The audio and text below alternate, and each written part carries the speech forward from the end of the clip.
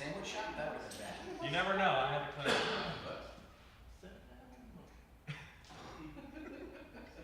What did you get run over by the train or what?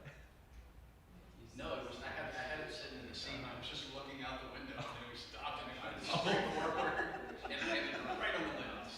Oh. Yeah, it was very unfortunate. It was embarrassing. Is that how the tripod works? What tripod? The tripod. The other tripod? Yeah. No. The one that's from like the Carter administration. That one's been broken so many times. Oh, It's been broken by airport staff, yeah, by throwing it around. It's been broken by weekend people. Been broken by full-time people. Yeah, it's been broken by plenty of people. Frankenstein got silver. You shouldn't feel for us. We're covered now. Kelly Warren signed our tech with us. You were just getting it just set up. As soon as he brought out the leg, I thought the leg fell off. Yeah, I did hear it. I was wondering where you're going. No, I'm good. I got one. Present to be unified. I wear blue. Blue, black. I don't wear red because everybody else does.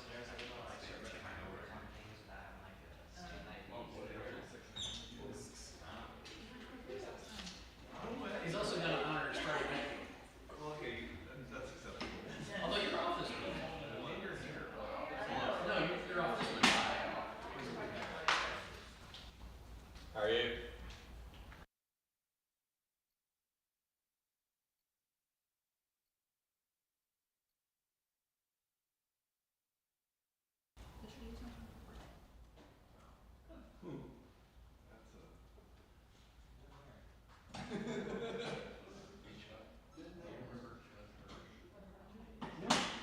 When I went to New York for the Duke Texas Tech game, I got off the subway. And Jeff Hirsch and his wife got on as I was getting off, and I did the whole like turn, just like staring at him, just sitting there, closing my eyes. Hirsch with me, had no clue. So I was like, okay, that's funny. I'll tell somebody at some point, but yeah.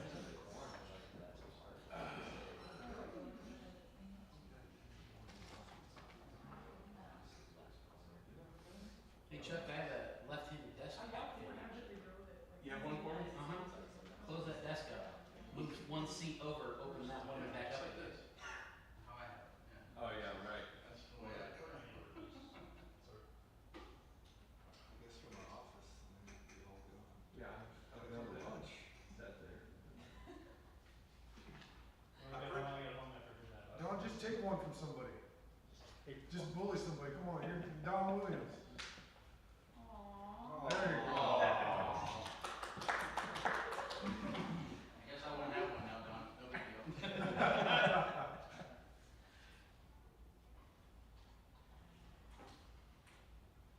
What a guy.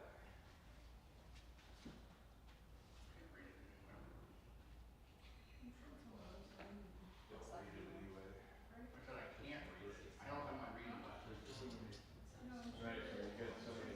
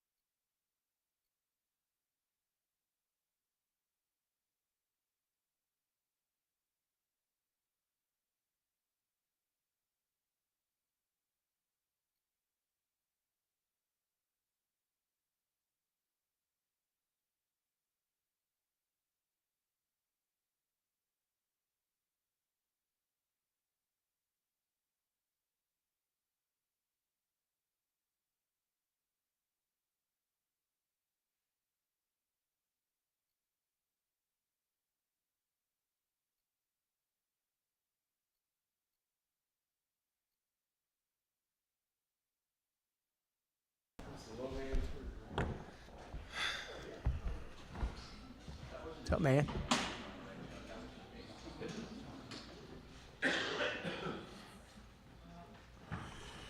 Well, it's great to see everybody. Man, we're really excited about being back home, being back in the Jones.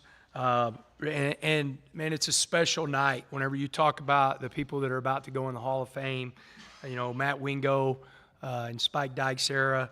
You know, one of my favorite guys that I've known forever and was a huge fan of his as a player and a coach, Cliff Kingsbury, and then, of course, the great Mike Leach. And so it's going to be a really great atmosphere, and you know, I know that everybody's going to show up, but I definitely would show up for those three guys and show up for this team because, you know, the things that those guys have done, you know, for this university and this football program is absolutely incredible.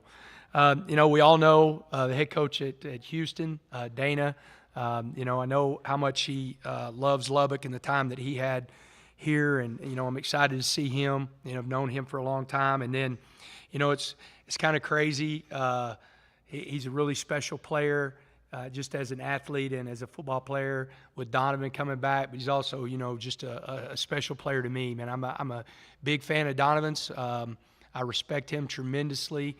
It's crazy if you go back in this game last year, 4th and 20 that he converted to Bradley, you know, to allow us to win that game. And so I'm excited to see Donnie. You know, I'm going to give him a big hug after the game, and then we're going to go try to, you know, kick his tail. So, you know, really excited to see him. Just kind of some updates on some guys. Tyler Shuck, he'll have surgery tomorrow.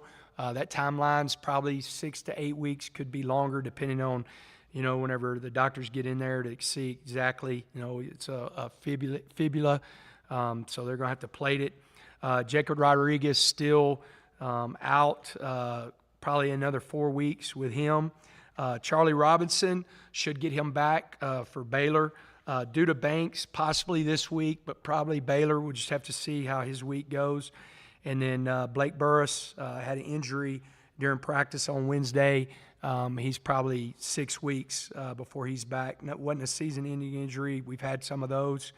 Some of those guys are Isaac Smith, Trent Lowe, Wesley Smith, Jimmy Grando are the guys that, you know, will be out for the rest of the year.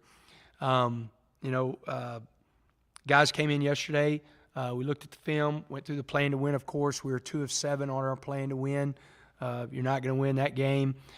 You know, again, you go back and you look, and where the biggest thing for me is where I have to be better, where we have to be better as a coaching staff and as a team is we're 1-3 and we're 0-3 in one-score games. Not finding ways to finish the game, not finding ways to win the game at the end. You know, the guys, you could feel, I thought it was a good atmosphere, but you could also feel their frustration, and deservingly so, whenever you have a defensive play at the end of game 1, 4th and 7 to win the game, and then game 2 and game 4, you have the ball at the end of the game to go win the game, to either go into overtime or win the game. And so that's where we're at. It's the reality of it. And, you know, the one thing we're going to do is we're going to have a great practice tomorrow and get ready to play a conference opponent in Houston. So with that, I'll open up for any questions. Coach, can we go back to the running game? The difference between the first half and the second half, obviously the carries were a lot higher in the second half. Was that just something you guys decided you had to do in the second half? I know injury certainly played into that as well. Yeah, it was kind of a mixture. You know, I think whenever you do find things, I mean, it goes back. I mean, the thing that I'm critical of myself is, and I'll answer that question, I promise. But the critical myself, and it has to do with the running game. You know, it's 1st and 10 from the 11-yard line. We have 2 timeouts, and you know, we should have ran the ball at least once or twice in that situation. I felt like that. You know, we had 2 really, really good plays. We have a wide open tight end that the ball we had to get over a linebacker, so it's a little bit high. You know, probably jumped too soon, don't catch the ball. So we felt good about the plays, but the way we were rushing the football, the feel that I think our O-line and our running back was in, you know, really led to that second half of running the football. It's definitely a thing that I think is going to carry us to make us a better football team, finding good runs. I think, again, I said it, last week after the Tarleton State game, I think running the football settles the game down. I think it takes pressure off of the offensive line from the standpoint of the pass rush, and I think it definitely takes the pressure off the quarterback. And so we're going to have to continue that, and it's not because of the situation we're in, but that's what we're doing well. You got to go back, hey, what are you doing well? That's a conversation we're having as we did a 4-game self-scout of what we're doing well and what we're not doing well. And the one thing that we have to do is continue to run the football. And at quarterback, just after watching the tape, your thoughts on Barron, is he the guy this weekend? Yeah, he's the guy, man. He's ready to go. I think he would be the first person to tell you if he was sitting here in front of y'all that there was times that he tried to do too much. But you go through it, so this is what we said yesterday. We have our plan to win, but the other 2 points in the plan to win that we have control over, we had 9 drops in that game.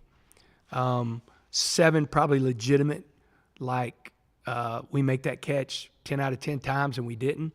And then we gave up, I think it was 68 yards in yards after the first contact where we should have got the ball down on missed tackles. We had 12 missed tackles. That was on 2 punt returns and then on defense. And so if you go back and you're looking at those things that you can control, number one, that helps the quarterback out. And then, right there when you're looking at somewhere between, 58 and 68 yards, that's 5 to 6 first downs that are, added yardage in the game. And so those are the 2 big things. But, yeah, Barron, whenever you're in the situation you're in with Tyler going down, Barron understands that it's his team and, he's got to do a good job of leading this team, and, he will.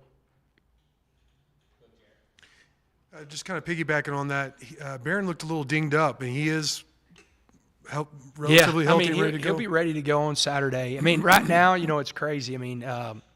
I hate to even bring this up because the one thing that it's information, so I'm going to give the information because the one thing I don't want to use as an excuse. The one thing that we pride ourselves on, we talk about it as a team, that we don't make excuses and we don't let other people make them for us. That's like it's soft. It's and that's not where we want to be. But I will tell you, it's probably been a long time since I've been a part of this many guys banged up, and not just banged up, but a couple of guys that I would love to see Ben out there with Jacob Rodriguez, at linebacker, and it's not where we're at right now. And so the one thing that you got to do is you got to have next man up mentality. And, you go back to the next man up. Mike Dingle played more than he has played and made some big plays and will play more. I was really proud of Jordan Sanford, played really well. Tyler Owens got a hip flexor right at some point of the game of maybe the fourth quarter. I thought Jordan came in and played really well. Tyler's going to be ready to go, but it's showing that some of these young guys are stepping up. I think, guys to me that are making some playing some really good snaps for us that are young are Dylan Spencer, Jordan Sanford, B.J. Jordan, Michael Dingle.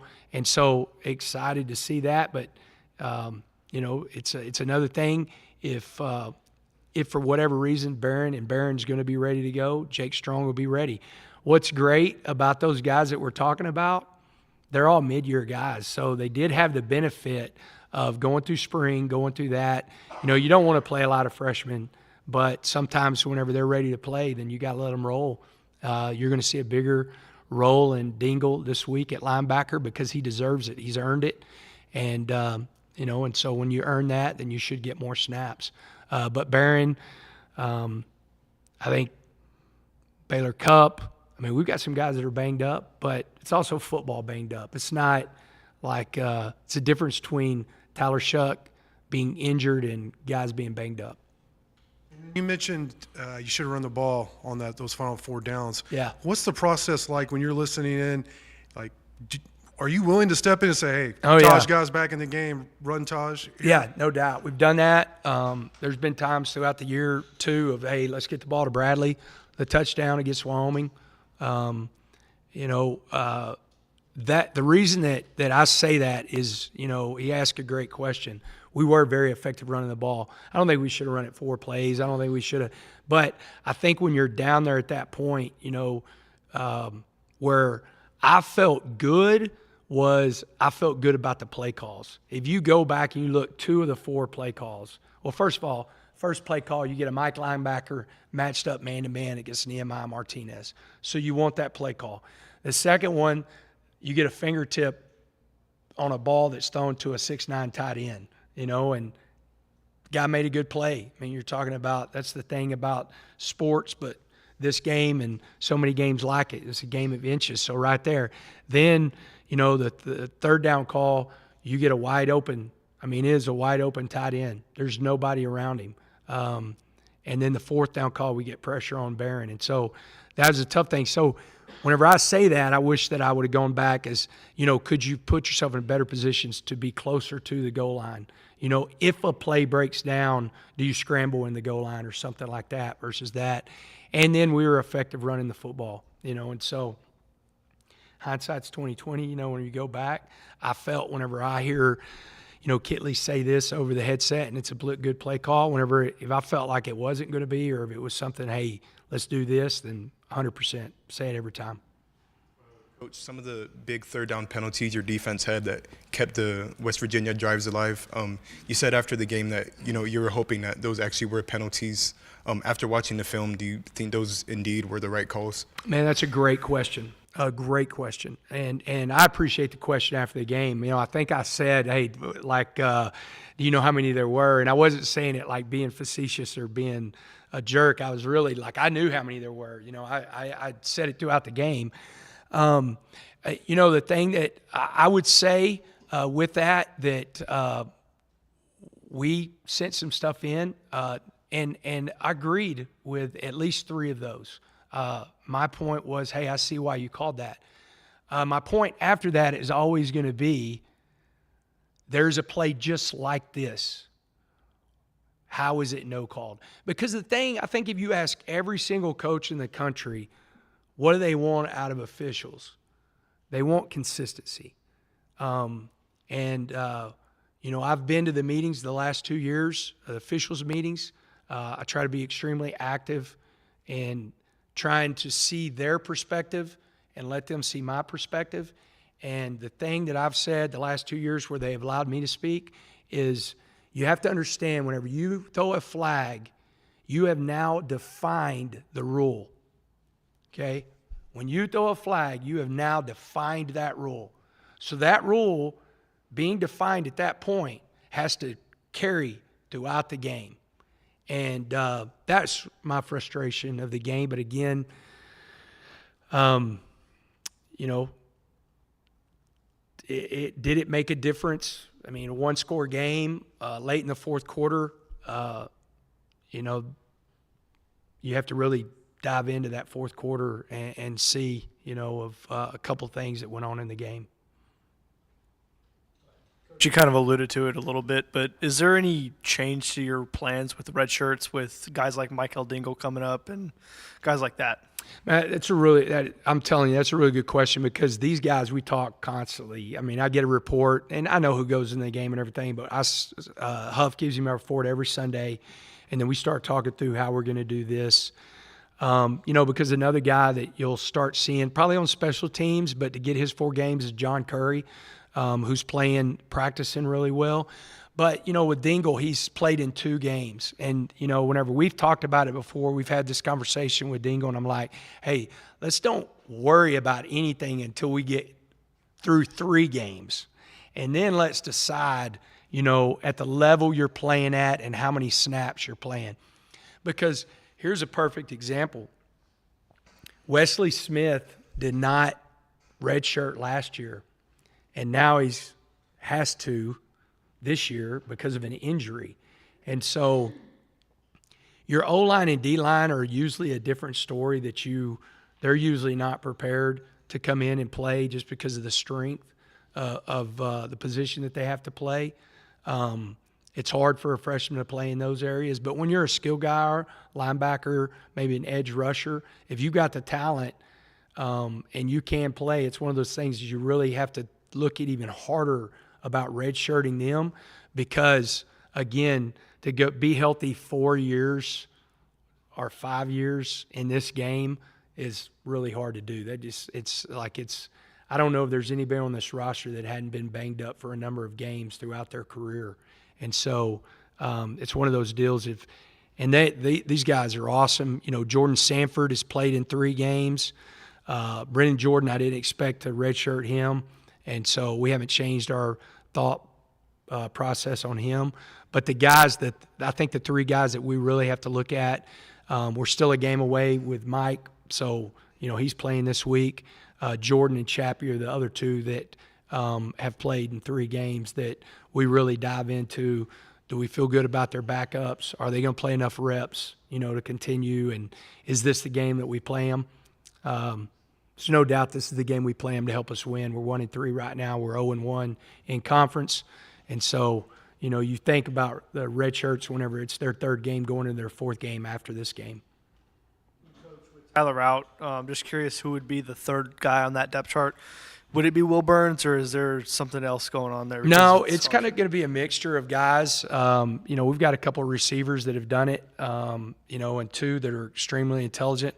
But Brady Boyd could be a guy that could come in and take snaps. Of course, we would have some different things in the run game, you know, with Taj and Nehemiah Martinez. And then a guy that, you know, I'm telling y'all, he might have the best arm on the team is Coy Aiken. I think if in high school, if they didn't have a quarterback like they had, Coy would probably be the quarterback. And if Coy didn't catch the ball the way he did, you know, because he's done it before. So if we get to that point, those guys could do it. And do you have any preference, or I know you spoke about, you know, you can interject with Kitley, but do you have any preference with how the offense is run, like percentage-wise, run to pass, or you just want him to do his thing? No, because I think, you know, you go through, and I think the beauty of this is the one reason that we are running the ball effectively is we're running it into good boxes, you know. There's times like in 4th and short and 3rd and short, you know, you're just like one of the staples that you want to get to as a program is we're going to run the ball when they know you're going to run the ball. But usually when you say that, that's in short yardage. It's not like 1st and 10, they've got 8 and 9 men in the box. Hey, let's just run the ball. That's not. I don't know if that's I don't know if that's smart football. And so for me, the thing that I really appreciate in this offense is we're running the ball into good boxes, you know, and so I think Barron did a great job with that, getting us into the right play with Taj, you know, and you see that. You see these guys checking from a pass play to a run play. You see them checking from a run play to a pass play. And that's something, you know, like when they start checking it, you know, Kitley's on the headset saying, hey, he's checking into this. You know, that's a good play. And so we feel really good, you know, with what we just got to, you know, I saw a tweet. Ben had a great tweet of like, you know, we just got to play better football. We're playing bad football. When you're in 1-score games and you're not finding ways to win the game, then somewhere in there it's having to correct some bad football. Coach, could you talk about what you're seeing with your offensive line, the difference between the pass blocking and the run blocking? Because it looks like you're getting holes open for these guys, and then maybe what you're seeing with the pass blocking. Yeah, you know, I think that we are athletic in the offensive line. I think our gap schemes are what we're doing best right now. We've got some guys that are athletic pullers. You know, Caleb is a really athletic guy. Both our guards are doing a good job on their kick-out blocks. Our tight ends have been, you know, incredible. We added a play this last week against West Virginia that was really effective with both the tight ends pulling. Had a really good run with Taj. That cuts down on penetration, and so I think the guys are doing a good job. They're getting better with their feet. They're being aggressive. The times where, give you an example, we gave up a sack or a quarterback got hit, the nose looped on Denny, but he didn't loop. He thought he was going to. He overset the nose, and so it's more being patient because where last year at times we were getting beat on the edge because they were just coming clean or we wasn't getting against hands on them. Right now, some of the times we're getting beat is guys coming inside of us, and so we've got to do a better job of coming back down and communicating with each other. We gave up 2 sacks, but whenever you give up 2 sacks, that's bad. But how many times your quarterback get hit? That's just the cumulative effect of how many times your quarterback get hit. With Tyler, it was a scramble and the guy came down on his leg. What's crazy? I mean, you're talking about a tough dude. I mean, I think he played 3 plays last year with a broken collarbone, and that very next play, he had already hurt himself and was still. He thought it was just an ankle. He didn't realize that he broke it. So he made a throw the very next play, and everybody kind of saw it. It doesn't look good on film and everything or on the TV copy, but, man, just a tough dude. What kind of advantage does it give your defense and having seen Donovan a lot in practice? Yeah, it's going to be interesting because he's seen our defense, and so he definitely, will study it all week and see what TD is going to throw at him. But it also gives us an advantage of seeing his arm angles, seeing whenever he's, releases the ball. Also helps at different times. We've also seen whenever he's going to pull the ball down. We've experienced his running. We haven't got to tackle him. The quarterback will be live on Saturday, so we'll finally get to tackle him because I didn't let him hit him during practice and everything. But those guys kind of know his running style, and so I think that's going to be a very cat and mouse part of the game of him understanding some of the stuff that we're doing, but also us understanding some of the stuff that he does just by his posture and some of the things he does with his arm angle. One last thing for me. The last 4 plays of the game, those were all called plays. Those weren't checked into a pass. No, we motioned out with Nehemiah, hoping that we were going to get the matchup man-to-man, and that was a called play. The second play to Mason was a called play. And you kind of had Mason open, and you had Brown really open, Jordan Brown, and then the last one, I mean, we knew it was going to come scot-free, and it did. Barron had to get the ball over the linebacker. He did. Just a little high for both. Jordan came up with a huge catch against Wyoming and wished he would have come up with a big one right there, but he will, I said Jordan, Jaden, York, and so they were all called plays. Coach, you were bullish on this team in the off season, saying that it would beat last year's team by 10-plus points. 14. 14. Are you still in that mindset with this team as we sit today? Yeah, and I hate to bring this up again because God dang it, I'm going to skip over that part of bringing this up because there's no excuse. Yes, that it's really frustrating. Like I came into the meeting with the coaches last year, and I'm like, okay, let's go through this. Who we lost? We lost 2 guys last year on offense. And nobody can tell me that Taj Brooks is not made up for any and everybody that we had last year on the offensive side of the ball. You can't say that we were better with the way he's running the football right now. And everybody knows how I feel about Srodrick. That's my dude. But we cannot say that we're not running the football better right now than we did last year. And so it's really frustrating. It goes back to the question of bad football. We have got to eliminate bad football. We've probably dropped the ball more in 4 games than possibly we have in the entire year last year. The one thing that I really appreciate about last year, whenever we were not explosive the way we wanted to be explosive, the one thing we did was we continued drives. We had some long drives last year. And then one thing, it's been a thorn in our side, is third down. And it's not just not converting on third down. It's not putting ourselves in position to go for it on fourth down. Even though we went for it 8 times, I think we were 5 of 8 on the fourth down. You go back to week 1 and week 2, we were so bad on third down that we couldn't even get in position to be aggressive to go for it on fourth down. Now, would that happen with the 14 points and everything like that? I don't think we're playing well enough right now to say that would happen. But I can't sit here and say, and I told the guys yesterday, I'm going to be honest with y'all. It was me, the players, Lance, our head strength coach, because I wanted him to hear my message, and Coach Martin and Huff, because those guys, really carry my message through the hallways and in the weight room. And I asked the coaches to do the 4-game self-scout because I wanted to meet and go through some of the stuff we're doing well and some of the stuff we got to correct. And I told the players, I said, this is just how I am, because whenever I believe something as much as I believe in this team, I'm not going to back away from it. So I guess if everybody wants me to change and try to be like every other coach and say, shucks, we might be pretty good and, protect the team and protect myself from criticism, I can do that. I'm not worried about the criticism that I'm getting. Guys, I'm telling y'all, I've done this for a long time. Everybody says, well, that was at the high school level. I've done this for a long time.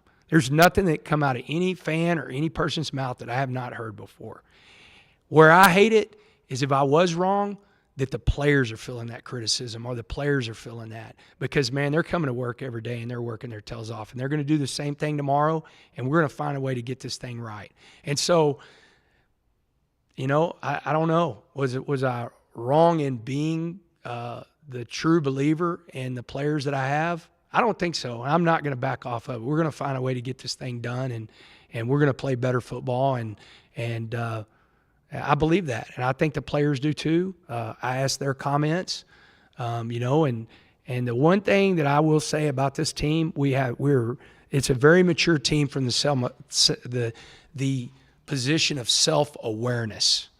And Rabbit and Bryce both stood up and talked about the things that we as a whole can improve, and it was very self-aware of the things that we're not doing as a collective. And so, as a group, I appreciate that question. I really appreciate that question because I've thought a lot about that. I actually sit down with Kenny Perry and said, did I misstep or misspeak here? And I was just asking him for his opinion, but I really don't care about his opinion from the standpoint is I don't believe that. Like, I don't. I mean, I've been this way for 29 years. And, man, it's hard for me to change whenever you believe as deeply as you do in these players and this staff and this program. And so we're going to find a way to get it right. You alluded to it a little bit earlier, but the drops for the wide receivers and your tight ends have exceeded last year's total already. How frustrating is that, and how do you fix that? The one thing it's hard, and I addressed it like really quick yesterday, because the one thing you don't want to do, and y'all have all seen this, I mean, y'all have covered football for a long time. Sometimes you can pile on, you really just got to go back and say, okay, was this a legitimate drop? Why was it dropped? Or was this there's going to be some tough catches, right? Or there are going to be some contested catches. So then you're like, okay, were your hands in the right position? Where are your eyes? Are you catching the ball with your eyes first? And then was it good ball placement? If it's not great ball placement, you got to bail the quarterback out. How do you bail him out? Here's where your hands are. The ball's below your feet or below your knees. This is how you got to put your hands. And then, the one thing that I always ask these guys to do is on your off days, how can you find ways to get extra? And, the receivers and the tight ends are working their tails off on the jugs machine and trying to get it fixed. Those are just things to not get in bad situations with the sticks. That's the thing that we've got to do better. That's one thing, we got to tackle better. If you go back to Wyoming, y'all can all see the play. It's on their sideline. Boogs got him wrapped up and the guy spins off. You go back to Oregon, there's a play with 0 to where we've got him wrapped up. He gets another X amount of plays. It happened in the game the other day. So the offensively, we've got to concentrate, catch the ball more, the fundamentals of football, and we've got to do a better job tackling on defense.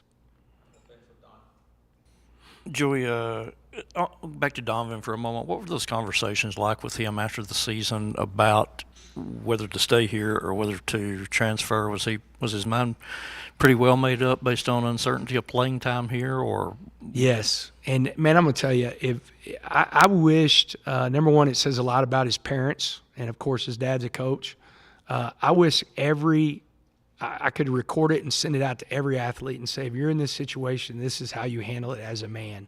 You know, he came down he came to my office. We sat down, we talked through everything, you know, and he really wanted the opportunity that he has to be the starting quarterback. He understood, he felt, you know, because he has a great relationship with Tyler and Barron, that Tyler was coming back. You know, he felt, you know, Barron, the way he was playing, the way Don was playing, and he was like, you know, Coach, there's 3 guys in this room that could start almost anywhere in the country. And I definitely want I don't say better like as in it being better, but less people in the room, that I have a better chance of starting somewhere else. And, we talked through the things that I think he was special at, the things that he could continue to do with us, the way we were using him at the end of the year. And he goes, Coach, I appreciate it, and I appreciate being on the field, but I definitely want the best chance to be the starter, and I think that's somewhere else. And so, man, I appreciated that, and I was just as excited as anybody, hate facing him, but I was just as excited as anybody whenever Dana named him as the starting quarterback. I was really fired up because I'm a big fan of that kid. And back on Barron for a moment, you said he'll be ready to go this Saturday, but how banged up is his shoulder? I mean, is he getting treatment on? Yeah, our guys like so the one thing that we do every Sunday, because we practice on Sundays, and I try to give them off on Mondays, because if I wait and practice on Monday, they really don't have an off Sunday, so I'm really not giving them an off day. I've been a part of both, and I didn't like that one whenever we said they were off on Sunday, but our rule is any person that played one snap in the game has to come in for the med check. And so on Sundays, our guys start at 12:30. They got from 12:30 to 1:30 for our trainers to look at them, see them. The biggest thing for me is I want to make sure that everybody's clear mentally. The worst thing that's going on in the game right now, that you hate is if something was missed concussion-wise or anything like that. So you want to make sure the guys are good mentally. And then you start checking them out physically. And usually after the game on Sunday, that training room's full. You've got guys that have been getting treatment all week long to play in the game.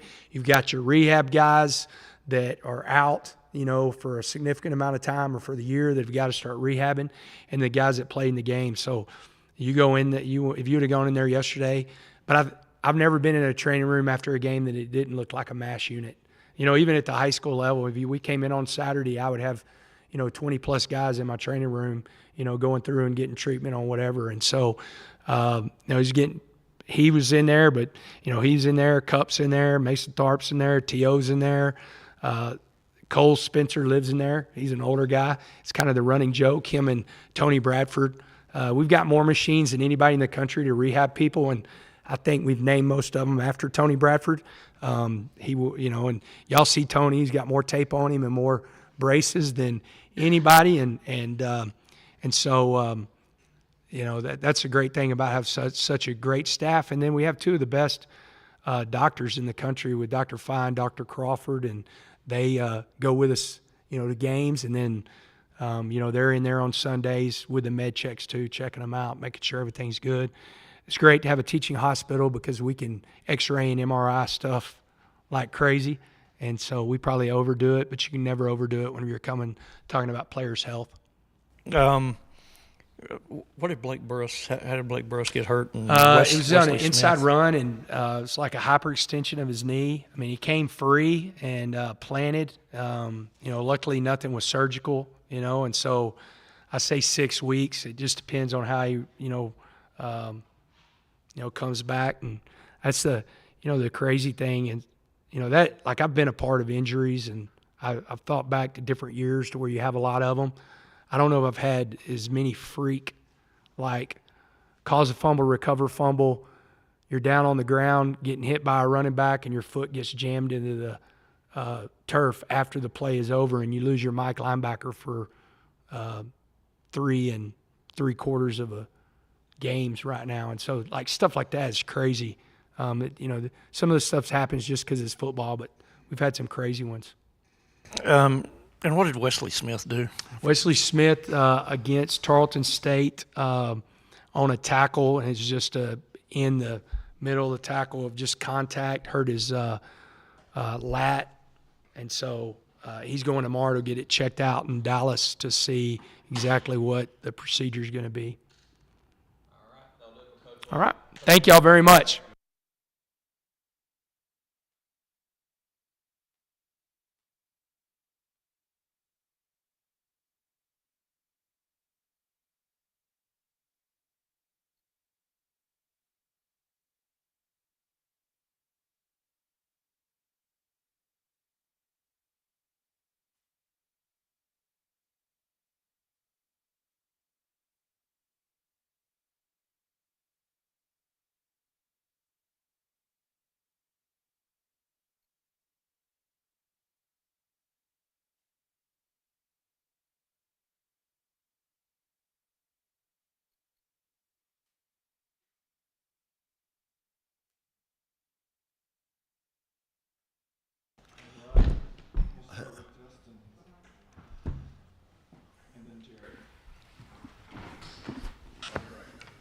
All right. Coach, how do you feel this defense is stacked up to last year's defense through 4 games? It seems like y'all are stopping the run pretty well. Well, I mean, Coach had us doing a self-scout of our first 4 games, and statistically, we're not giving up as many big plays, which is a big goal of ours going into the year. We've actually got more sacks, tackles for loss. We're playing the run better. Part of that's, a function of who you play. But I like where our guys are at. We've had some new guys in the lineup because of injuries, and they've done a really nice job stepping up and playing efficient defense. We're not near where we need to be, but we're doing an okay job there. And how do you assess this Houston offense? Just a lot of, obviously you know the quarterback pretty well. Yeah, we know Donnie. He's a tremendous competitor, really good athlete, strong arm. The thing that makes him, particularly dangerous is his ability to run the football and do it as a very physical runner. He's a big man. He's doing a nice job in their throw game. They're throwing for 275 yards or so a game. About 400 or so, close to it total offense. But he's the trigger guy in it. Coach Holgerson, their staff does a great job of spreading you out. They use the entire field, 53 1/3 across, and they're going to take vertical shots. So you've got to have people in spots, and then when you spread everybody out, a guy with Donnie's dimensions can tuck the ball and run and gain yards and move the stick. So it's going to be a good challenge for us this week, and hopefully our guys will be up for it. You spoke about it a little bit, but you have a ton of young guys getting snaps, and Michael Dingle really flashed this weekend. And just what do you see from all those guys? And obviously we keep hearing about them. Well, I thought we signed a really good class last year. Some really good athletic guys that have some measurable traits that we know translates into being good football players, but they've got to work at it. The position coaches have to work at getting them up to speed within the scheme. And then ultimately, on game day, they've got to go against a competitor who's training just as hard and may have some more experience, may not. But nobody cares that you're a true freshman. You got to go play. And Mike did some really good things the other day. There's some plays that he'd rather have back. We wish he would have finished that sack that he had. But for a guy who I think our last spring scrimmage ended up being with the ones because we had some injuries during training camp, and then he went back to scout team, and now he's back up getting significant reps. He's done a nice job staying in tune with our game plan and being able to function. Coach, there's been several damaging penalties on 3rd down this season, and again last weekend. Why is that happening in your opinion, and what can you do to limit those moving forward? The why typically comes down to technique. the penalties we're talking about are holding penalties and in DPI, defensive pass interference. Some are more egregious than others. We're going to be a physical defense, and I want our guys getting hands on receivers. You got to do that, not within 5 yards like the National Football League, but you've got to do it when the receiver's in front of you so that we can get our hands on and the ball's not in the air. And, we're getting lazy in our technique at times and reaching out and grabbing, and we've seen it at practice, and we've gotten on them because we know it's going to get called, and it's something that we've got to continue to drill. It's something that we've got to get better at because, I think statistically they were 3 of 13 on third down, but they had 4 conversions that didn't count because they were penalties. But those are conversions, and while it didn't show up on the stat sheet, and in our mind it did because the drives continued, and we've got to eliminate those to play good defense. McGuire mentioned Burris being out. Banks has been kind of banged up. Ledette went down at one point last weekend. What does it look like on the interior of the defensive line behind Tony and Jalen this week? We'll get some of the younger guys going. Travion played last week. He'll have another shot this week. Hopefully we'll get Quincy back, and we'll see how practice goes. Familiarity coming back to Lubbock with Donovan Smith. How are you looking to kind of contain him and give him some different looks with your defense? Well, of course, I just talked about, Donnie. We think a ton of him as a competitor and as a young man with character. We really wanted the best for him. We just didn't want to have to play against him as quickly as we're going to have to. But, we're not going to go into the whole game plan things, but you got to mix things up. And that's what we typically do on defense.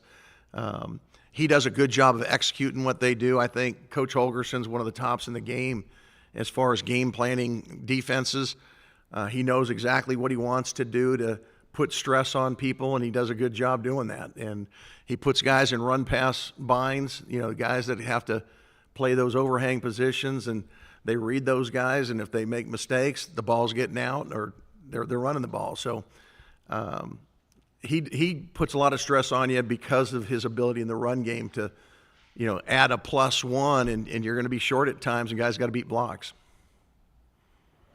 Week McGuire talked about the fact that the second quarter is one of the most difficult quarters for y'all to score in, only scoring 9 points in 4 games. You're going up against a Houston team that scored 34 points in the second quarter. What do you do for your unit to help counteract that, help the offense out?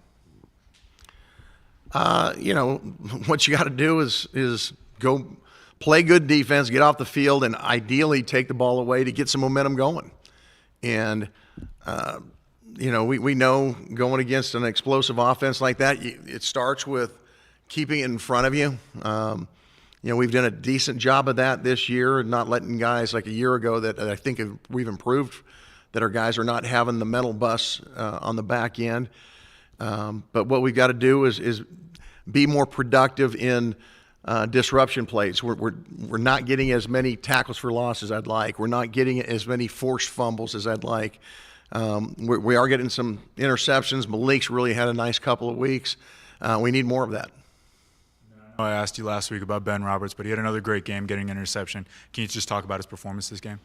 Yeah, he's stepping up. I think, Coach Bookbinder's doing a really nice job of bringing him along. But he puts in extra work, and that's what it takes at this level. If you want to play early, you've got some natural, God-gifted attributes that can be a linebacker. He's got speed, he's got size, but he's got that desire to be a great player. And so he's spending the extra time watching film, getting with coach, working on his technique, and it shows. One of the better plays I thought he made that ended up not being a play because we had a penalty on third down. They threw a swing pass out in the flat, and it's him in a lot of space, and he gets the guy down short of the sticks. And, it's just unfortunate we had a penalty on it that it didn't matter, but that tells me the kind of ability that he has, that he can make plays on talented guys in the flat without any help. And, we haven't always had that, so it was good to see. Coach, I know that a lot of focus is going to be on Donovan Smith returning, but who else on this Houston offense really stands out as someone you guys are going to have to make sure you know where they're at on the field at all times? Well, I think they've got 3 dynamic running backs. They kind of spread the load out, but a couple of them got really similar styles. not particularly big like we saw last week at West Virginia, but they run really hard and have really good feet where they can, and probably more explosive type running backs. On the outside, it's Houston. They've got really good speed at the receiver position. Number 2 in particular can really take the top off. So you got to be aware where he's at. One of the things Coach Holgerson does is they're going to take shots, and they're going to max protect at times. They'll get in 7-man protection, so they'll have some times, and they'll just throw the goes. And if you're not covering it, we found out last year in the first play in the second half, we called a coverage that we didn't execute well enough, and we had I forget his name, ran right by us, and I'm sure they're going to test us again this year. That's what they do every week, and we've got to be up to that test. And if you got somebody in mind when I say who's the unsung hero of your defense right now that maybe might not be making the stat play, but is the guy that is keeping everybody in check, the guy that's doing the little things that maybe doesn't show up on a stat sheet that deserves some attention? Yeah, that's a good question. I got to think about that. I think Rabbit's playing at a really high level right now. We've got some guys in our team that, measurable-wise, that are older guys that the NFL is looking at. Well, by the way that Rabbit's playing, even though he doesn't have traditional NFL measurables, when NFL pro scouts come out here, he's not the first guy they look at. You see our 2 edge guys, they see T.O., they see our big guys up front. But he's playing as good as anybody on our defense right now, and he's making our checks, and he's, didn't have his best game last week, but for the first 4 games, he's been a guy that's helped erase things when things are not, perfect. He's getting guys down. We talked about the negatives. Rain, obviously, this past week, and then with as slow as the start the offense had, it really relied on the defense's shoulders to really keep you guys in the game as they did. I guess what's something that you really liked from your defense this past week, being able to slow down West Virginia as much as you can to give the time for the offense to be able to get hot again? Well, I thought our guys were resilient. It was tough conditions. Anytime you go on the road in the Big 12, it's going to be difficult. And so you plan for that. You can't simulate the weather. The weather's the weather, but both teams are in it. But we knew going into the game that we were going to see a West Virginia team that would hang their hat on running the football. And we did not do a good enough job against a quarterback run game, particularly the scrambles. But I thought their base running plays, we did a really effective job. After the one series where they drove down for a score, I didn't think that they thought that they could run the ball very well against us. And we've got to do a better job in our pass rush distribution to keep the quarterback in. They had every week people come up with the wrinkles. And, I didn't anticipate Mark Yule running the ball as much. My thought process was if Green's down and they run him, they're putting him at risk. Do they really want to have a risk of 3? But he's a, slapped together pretty good kid. He was a lot thicker than I thought, and took some hits and bounced right back from them. So, you got to take your hat off to them having that plan and him being a tough competitor, because I think he ended up being the leading rusher in the team. The rest of the guys maybe had 80 yards rushing, and he had 70-something, I think. And finally, you touched on it earlier, but Malik Dunlap, what a phenomenal start, especially for the past couple of weeks. His 3rd interception early on in this past game. What have you kind of seen from him, I guess, in practice, that's really setting him up in these situations to be able to get those picks? Well, I'll tell you, I think 2 words would be Braylon Lux. Braylon came in, and when Malik got hurt, Braylon ran with the first unit. And when Malik came back, he had to go earn his job back. His practice habits went up. He practiced much harder, and it's showing up on Saturdays. And, we pointed that out to him, and he knows. And he's spending more time watching tape. He knew the route when the guy broke it, and he undercut it like he's supposed to when we have, middle post safety. And I really like how he's playing right now, because he's putting the extra work in to not just, play man coverage, not knowing what to do, but hey, I anticipate things based on what I saw in this week in practice or film, and he's a guy on our defense that can make plays. Coach, Wesley Smith out for the year, and it sounds like Jacob, his timeline's been kind of pushed back a bit. Are there any names, you're going to look for in that linebacking core behind Ty Matthews, Ben Roberts, and Josiah Pierre? John Curry's been practicing with us now, so he's next guy up. And we're looking at, potentially taking some guys from a different position room and have them in the mix as well. All right, guys.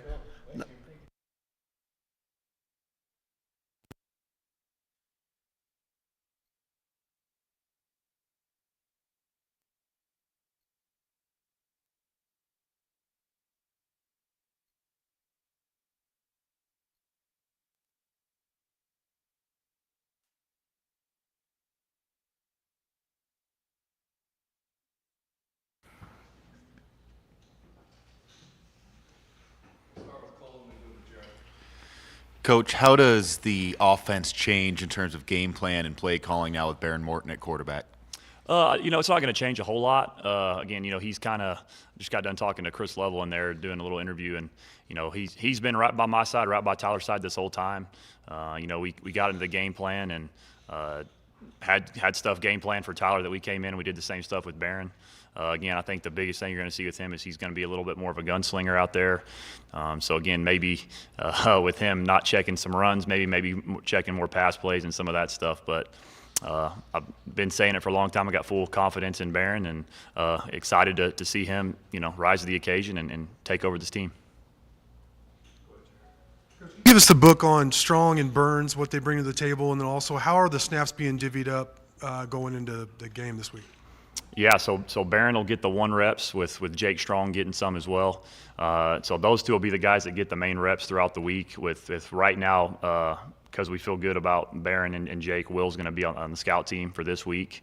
But just trying to mix those guys in and give them a lot of reps. And for Jake, it's going to be great. Jake's been on the scout team first couple weeks, and now he's getting the call up. And him and I had a great conversation yesterday. Him and Barron have been in there all morning watching film together, trying to figure these guys out. So again, we'll see how if Jake's got to go, Jake will be ready to go, and we'll kind of go from there. What does Jake do well, and what does Burns do well as well? Yeah, Jake's really smart. He's a sharp football player, throws the ball well. Again, he's going to be able to really understand the defense. He can see the defense well. And then Will's he's an athletic guy. He's one of the faster guys on the baseball team. Talking to Coach Tadlock and those guys, and really athletic, can move around and does some good things there. In those final 4 plays, 4 passes into the end zone. I think the main question is why not stick with Taj, who got the team back in the game? Why go away from what was working? Yeah, it's always after the fact type deals. Because again, I look at those plays and I felt like we had guys open and they were good play calls. Again, after you look back at it and you had those timeouts, do I wish I ran the ball? Sure, but again, to me, what makes me a little more upset is just the execution of the plays and the progressions and just barely missing out. But when you look back on it, again, I was proud of how we played in the second half. Clearly, the first half was embarrassment. We didn't play very good at all. Had a lot of things there that we just didn't execute on. And then second half, thought we played really well. Thought Taj, as y'all know, ran tough 2 weeks in a row, really gave it his all, and is playing really well right now. So again, after the fact, clearly looking back on it, yeah, maybe try to run 1 or 2. But again, at the time, I felt really good about those play calls, and we're just a hair off executing on those. Coach, drops have been a big issue for your receivers and tight ends this year. How do you address that? How do you fix it going forward so that it's not hampering your offense as much as it has been? Yeah, you never want to beat a dead horse. It's kind of one of those deals where you can scream at them, catch the ball and all that. Those guys know. I think it just comes down to concentration and continue to do the little things during the weekend practice. I hear Coach Juice tell them all the time. Every time they're about to catch a ball, you'll hear them scream eyes at them because you catch the ball with your eyes. You don't only just catch the ball with your hands. And so again, I think it's just concentration, and a couple of those were tough catches, but again, kind of the way we look at it is if it hits both your hands, we expect you to catch that football. But then we had a few that were right there in the chest, we felt like, on first downs that would have given us some first downs, and we can get some momentum and get rolling that were tough. But I think those guys got to continue to be detailed, in the individual drills and the pat and goes and some of those things, the routes on air, and really looking that ball in and catching the ball before we make a move. And I know you're on the sideline and directly talking with the quarterbacks when you're on the sideline, but has there been any conversation about you moving back up to the box to get an aerial view to maybe give it a different perspective for what they could be seeing? No, sir. No, I've never been in the box, not one game in my career. Don't plan on going in the box. Clearly if that's something Coach McGuire wanted to do, we'd do that. But I feel like I need to be down there in the fire with the quarterbacks. I think you get a different perspective of it down there. I've got good football coaches in the box that I trust up there, and I lean on those guys for things at times. And again, I like to be on the field because you see the emotion and you see exactly what's going on. You can look them in the eye. When you're on the phone with those guys, you really don't know what's going on.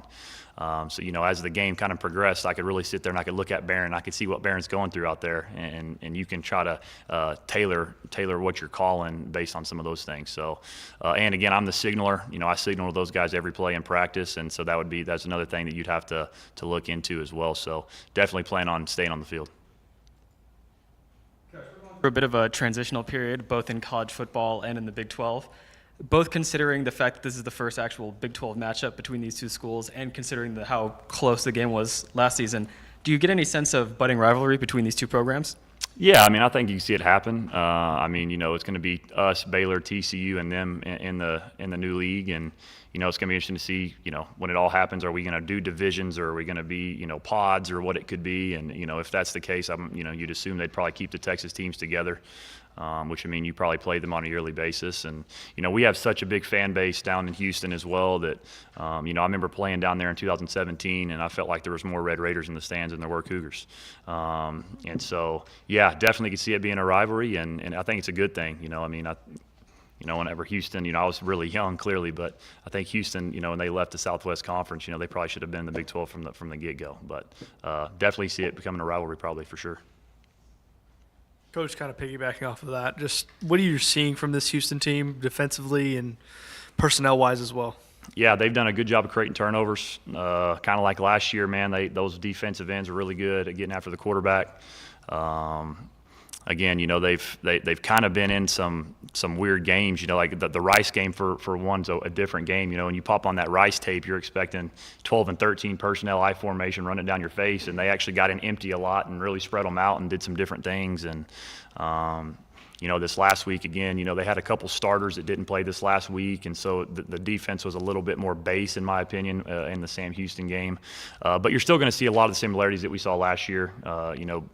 Primarily a 4-down front. They'll get into some odd stack stuff a little bit here and there. More one high, but we'll give you some cover two and some quarters as well at times. But they're still kind of who they are. They pride themselves on getting after the quarterback and getting sacks. And again, those starts with those two edge rushers out there that are really wide and like to try to get around the big offensive tackles. Curious, just with Tyler out and all the liberty he had at the line of scrimmage, does Barron have that same kind of liberty, or is it a little tighter with him being the backup? No, he's got full autonomy as well. Again, man, full trust, full confidence in Barron. Now, you may not see as much just because of kind of who Barron is as a player, but that doesn't take away. There's a couple times in the game the other night, Barron went and called his own number, and again, that's what I teach. That's what those guys are supposed to do, and he got himself into a couple plays there that worked out for us. And again, I think you'll see him go to work. That's a quote I use with those guys all the time. If you don't like what you see, go to work. Because again, I'm a firm believer that those guys see it better than anybody because they're staring out there, they can see it. And I have full confidence in him that when he goes to work, that he'll get us into a good play. What's working for Taj right now? It seems like y'all are running a lot of counter and gap scheme stuff, but is he just running the ball really well, and is the O-line giving him the chance to? Yeah, I thought our O-line played their best game of the year against West V, especially in the run game, the second half right there. I think we were able to a certain extent, wear them down a little bit. And we kind of got into a couple of good play calls that we just honestly just kept running kind of over and over and over there towards the end. And he was really patient. You know, on those gap runs, you got to be really patient following your pullers. And I thought he did a really good job of just staying patient and letting everything play out. And, you know, one thing that I thought our guys did a really good job of too is on the perimeter, getting a hat on a hat. And you'll see a couple times there where our receivers are doing a really good job on the perimeter, taking those safeties out of there, where now he's, you know, as coaches, we always say, hey, if you can get one-on-one with the safety, that's a good thing. Well, now he's one-on-one against nobody because we're making the holes, and then we're getting a hat on the safety and some of those things too. So, but I think he was just very patient. And, again, he's running really hard, you know, back-to-back weeks of career highs for him. And looking forward to feeding him this Saturday. Morale been like in the wide receiver room with the quarterback situation? I know they got snaps with Barron at starter last season, but, you know, losing a QB1 can be kind of hard for a wide receiver room. So what's the morale like right now?